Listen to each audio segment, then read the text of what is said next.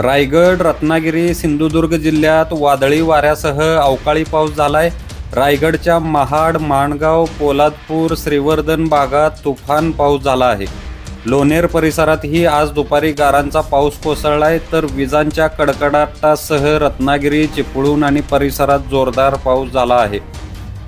या अवकाळी पावसाच्या आगमनाने उष्णतेने त्रस्त झालेले नागरिक सुखावलेत, मात्र आंबा बागायतदार चिंतेत आहेत।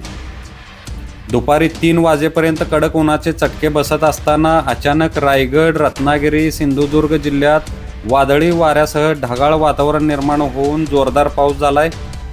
सिंधुदुर्ग जिल्ह्याच्या काही भागात वादळी वाऱ्यांसह अवकाळी पाऊस झाला असून कणकवली तालुक्याला याचा फार मोठा फटका बसला आहे। या वादळी वारे आणि मुसळधार पावसानं अनेक भागांमध्ये मोठं नुकसान झालं आहे। काही घरांची छप्पर उद्ध्वस्त झाली, तर काही ठिकाणी रस्त्यावर झाड मोडून पडल्यानं वाहतूक विस्कळीत झाली आहे। रत्नागिरी जिल्ह्यातही काही ठिकाणी पाऊस झाला आहे।